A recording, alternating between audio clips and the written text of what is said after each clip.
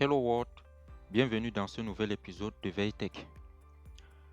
Aujourd'hui, nous allons parler de la gestion des taxes et des finances pour les freelances au Cameroun. Avant de commencer, je tiens à préciser que les informations fournies dans cet épisode de VeilleTech ne constituent en aucun cas un conseil fiscal personnalisé. Chaque freelance doit consulter un expert pour obtenir des conseils adaptés à sa situation.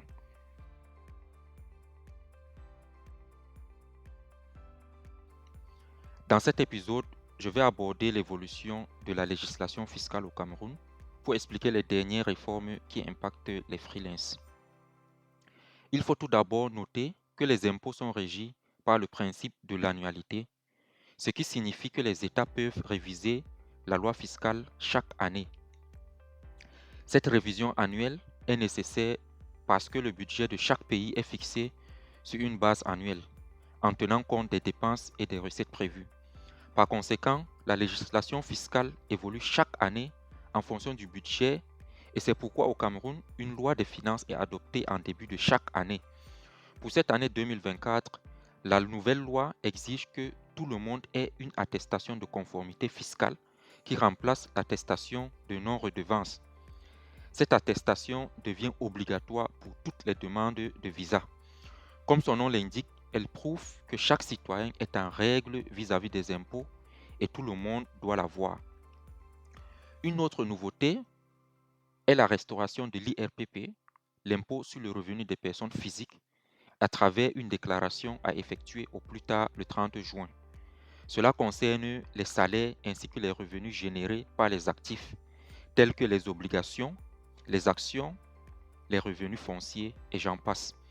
Enfin, un nouveau régime d'imposition pour les contribuables non professionnels a été ajouté.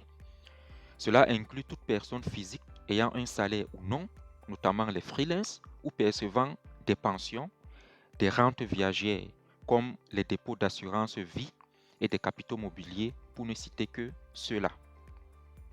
Par exemple, si une personne vend un bâtiment, l'argent gagné sur la vente est imposable dans la catégorie de contribuables non professionnels. En général, tout revenu passif comme les crypto-monnaies, les placements financiers, l'argent en banque produisant des intérêts et les obligations sera imposable dans cette catégorie. Il est tout aussi important de noter qu'il existe plusieurs catégories dans lesquelles chaque revenu est imposable. Voici quelques-unes. Les traitements, salaires, pensions et rentes viagères, les revenus des capitaux mobiliers, l'impôt sur les revenus des capitaux mobiliers, les revenus fonciers, les bénéfices des activités artisanales, industrielles, commerciales et assimilées, les bénéfices agricoles, les bénéfices des professions non commerciales, c'est-à-dire les professions libérales comme avocats et architectes, les revenus non commerciaux comme les allocations, les primes, les gratifications, les revenus sportifs et artistiques, les revenus générés sur les plateformes numériques. Toutes ces catégories et bien d'autres sont présentes sur la plateforme de télédéclaration des impôts. Dans ce cas, quel est alors le statut juridique du freelance au Cameroun? En effet, il n'existe pas de statut juridique spécifique pour les freelances au Cameroun. Par conséquent, il est possible de s'enregistrer en tant qu'entreprise, ETS ou SARL, et faire partie de la catégorie des contribuables professionnels, ou bien exercer normalement et faire partie de la catégorie des contribuables non professionnels. Il est tout aussi possible d'exercer une activité et de posséder une société. Par exemple, vous pouvez être un commerçant ou un agriculteur et en même temps avoir une entreprise. Si vous êtes dans la catégorie des contribuables professionnels, vous payerez un impôt plus élevé. Par conséquent, il est important de tenir à jour votre comptabilité et faire vos déclarations chaque mois. Ainsi, exercer en freelance en tant que société dépend de votre portefeuille client. Par exemple, si UCB est votre client, vous pourriez créer une société pour travailler uniquement avec elle et avec d'autres grandes entreprises. Par contre, si vous décidez de ne pas créer une société, vous serez dans la catégorie des contribuables non professionnels. Donc, vous allez faire vos déclarations une fois par an. Et n'oubliez surtout pas de bien conserver toutes vos factures. Quelles sont les obligations fiscales des freelances? Tout dépend de la manière dont les freelances sont constitués. Comme je l'ai dit précédemment, si un freelance est enregistré en tant qu'entreprise, il est considéré comme un contribuable professionnel. Sinon, il est contribuable non professionnel et la plupart de ses revenus sont passibles de l'IRPP dans les catégories de revenus non commerciaux à certaines exceptions près. Ces exceptions sont liées à la provenance ou la source de son revenu pour la plupart. Par source de revenus, il faut distinguer l'activité exercée d'une part et le domicile fiscal d'autre part. Ce qui nous amène à parler des obligations déclaratives des freelances. Alors, quelles sont ces obligations? Le revenu que vous gagnez en tant que freelance est dans la catégorie des revenus artisanaux, industriels et commerciaux. Les revenus perçus ou obtenus à l'étranger sont imposables.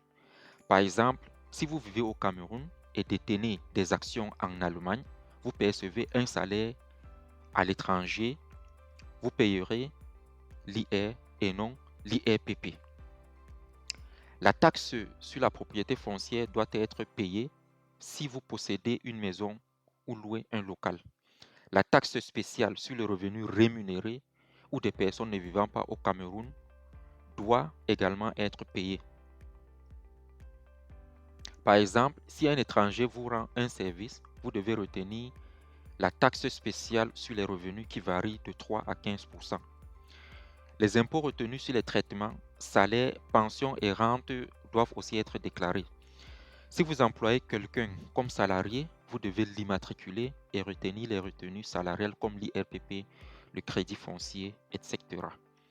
Pour faciliter toutes ces déclarations, il est essentiel de toujours avoir des factures ou tout autre élément justifiant une dépense ou une entrée d'argent. Ok, dans ce cas, existe-t-il un taux d'imposition pour les freelances? Non, tout dépend de vos revenus et des partenaires avec qui vous travaillez. Et concernant la TVA, les freelances sont-ils soumis à la TVA? Il faut comprendre que la TVA est un impôt sur la consommation. Les entreprises relevant du régime du réel paient la TVA, à l'exception de celles qui ne relèvent pas du réel, mais qui ont des plateformes numériques. Vous comprenez aisément que vous êtes soumis au régime du réel en fonction de votre chiffre d'affaires et de votre secteur d'activité. Pour en savoir plus, je vous conseille de consulter le Code général des impôts. Quand et comment déclarer et payer ses impôts? La déclaration et le paiement des impôts se font sur la plateforme de télédéclaration de la DGI. Les dates limites de déclaration et de paiement des impôts ainsi que les sanctions en cas de retard de déclaration ou de paiement sont également disponibles sur cette plateforme. Des fois, les impôts ou le ministère des Finances publient des communiqués pour repousser les dates d'échéance. J'espère que ces explications n'auront pas été très techniques. Enfin, j'en profite pour remercier M. Aboubakar Ousmane qui m'a aidé à faire ce podcast en répondant à mes questions. Vous pouvez le suivre sur sa chaîne YouTube où il parle de comptabilité et de programmation informatique. Je mets le lien en description. Merci d'avoir suivi cet épisode de VeilleTech. Pour toute question ou précision, n'hésitez pas à consulter un expert fiscal ou à rejoindre PIF parce que nous allons offrir un nouvel service aux freelances pour le paiement de leurs taxes et le service va s'appeler Peace of Mind.